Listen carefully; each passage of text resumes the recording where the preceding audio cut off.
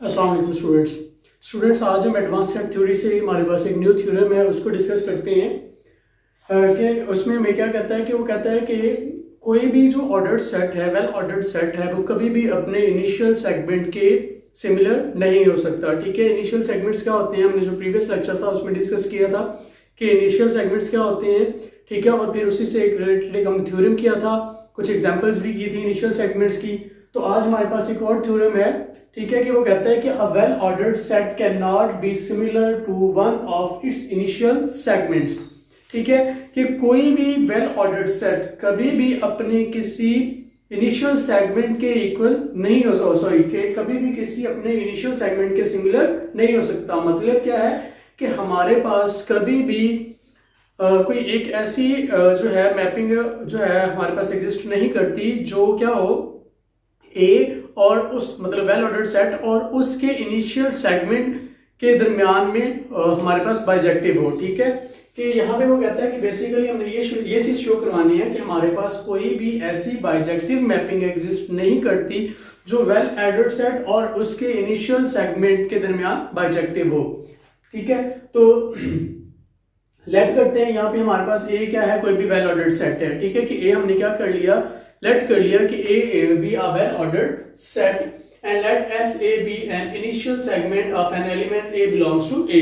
ठीक है, कि ए क्या है, इसका कोई भी एलिमेंट है और ऐसे उसका क्या है, इनिशियल सेगमेंट है। इनिशियल सेगमेंट क्या होता है, बेसिकली हम इनिशियल सेगमेंट ऐसे एलिमेंट्स को कहते हैं, किसी भी कोई भी एलिमेंट है, ठीक है, हमने उसका इनिशियल सेगमेंट लिया तो उस सेट के अंदर बेसिकली ऐसे एलिमेंट्स होते हैं जो उस एलिमेंट को स्ट्रिक्टली क्या कर रहे होते हैं, प्रोसीड कर रहे होते हैं। ठीक है, ओके जी, ये हमने ले लिया। Let F A to S A be a similarity mapping of A onto one of initial segments. ठीक है, और फिर हमने क्या लेट कर लिया, हमने कंसीडर कर लिया हमारे पास एक ऐसी मैपिंग है जो क्या है, एफ ए से एस ए पे है और वो है भी क्या, सिमिलैरिटी मैपिंग है। ठीक है, कि हमने क्या लेट कर लिया कि हमारे पास सेट के और उसके इनिशियल सेगमेंट के दरमियान एक सिमिलैरिटी मैपिंग एग्जिस्ट कर रही है।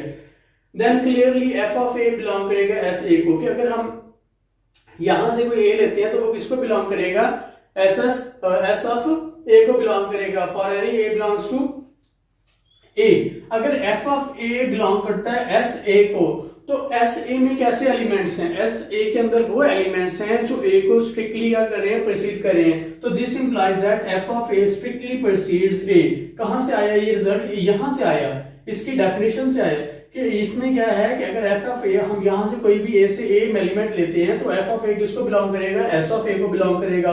और एफ ऑफ ए फिर एस ऑफ ए को बिलोंग करने का मतलब ये है कि एफ ऑफ ए क्या कर रहा है, ए को स्ट्रिक्टली प्रोसीड कर रहा है। अब ये जो चीज है कि हमने कहा F of A strictly proceeds A which is the contradiction to the theorem, कि ये हमारे पास क्या आ जाती है, कंट्राडिक्शन आती है एक थ्योरम के अगेंस्ट।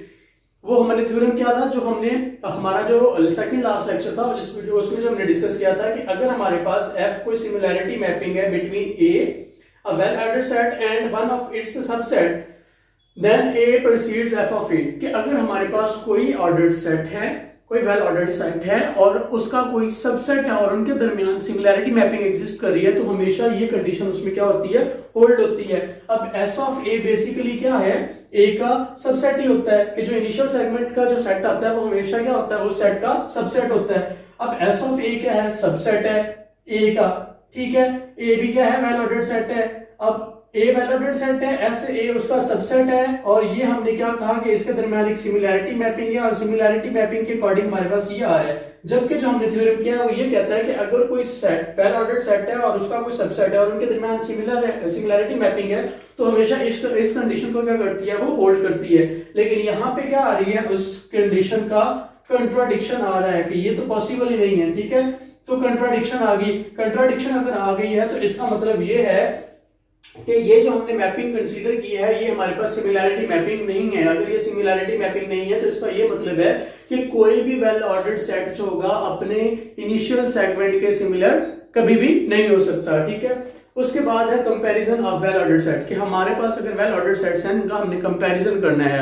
ठीक है, अगर हमारे पास ए और बी कोई भी दो वेल ऑर्डर्ड सेट हैं, या तो हम कह सकते हैं कि ए सिमिलर होगा बी के ठीक है, कि ए क्या है, सिमिलर है बी के, या फिर क्या हो सकता है ए सिमिलर हो सकता है बी के किसी इनिशियल सेगमेंट के, या फिर क्या हो सकता है कि ए जो है बी जो है वो सिमिलर हो सकता है ए के किसी इनिशियल सेगमेंट के। ठीक है, देखें let A be A and B be two well ordered set, कि ए और बी आपके पास कोई भी वेल ऑर्डर्ड सेट है। If A is similar to one of the initial segments of B, कि अगर ए क्या है पूरे का पूरा सिमिलर आ जाता है बी के किसी इनिशियल सेगमेंट के, तो फिर हम क्या कहेंगे, then A is said to be shorter than B, तो फिर ए क्या कहलाएगा, शॉर्टर देन बी कहलाएगा।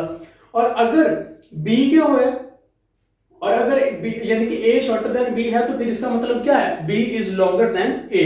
कैसे, एग्जांपल से देखते हैं। देखिए, consider two well ordered sets, हमने दो वेल ऑर्डर्ड सेट्स लिए हैं, एक हमारे पास a1 a2 an और तीसरा है b, b1 is b2 b3 और bn तक सो ऑन। वो कहता है कि n जो है ना वो लेस देन n है, मतलब क्या है कि n b ये जो एलिमेंट्स है ना ये ज्यादा है, ये जो एलिमेंट्स हैं ये कम है। ठीक है, then a is similar to the initial segment b m के इक्वल, मतलब कि b के जो हम एलिमेंट्स लेंगे m तक, हमने ये कहा ना कि m ग्रेटर है, सॉरी m जो है लेस है n से, तो इसका मतलब है कि यहाँ पे ये n तक जा रहा है तो इसके पीछे कहीं m भी होगा, bm भी होगा, तो ये सारा का सारा सिमिलर होगा bm के। सिमिलर होने का मतलब ये है, ये हम फाइनाइट सेट की एग्जांपल्स ले रहे हैं। ठीक है, या दूसरे लफ्जों में अगर हम सादे लफ्जों में बात करें, अगर मैं दो सेट इस तरह से ले लेता हूं कि अगर मैं कह देता हूं a मेरे पास है 1 2 3 4 और मैं b को कह देता हूं b मेरे पास क्या है, वो है मेरे पास 5 6 7 8 9।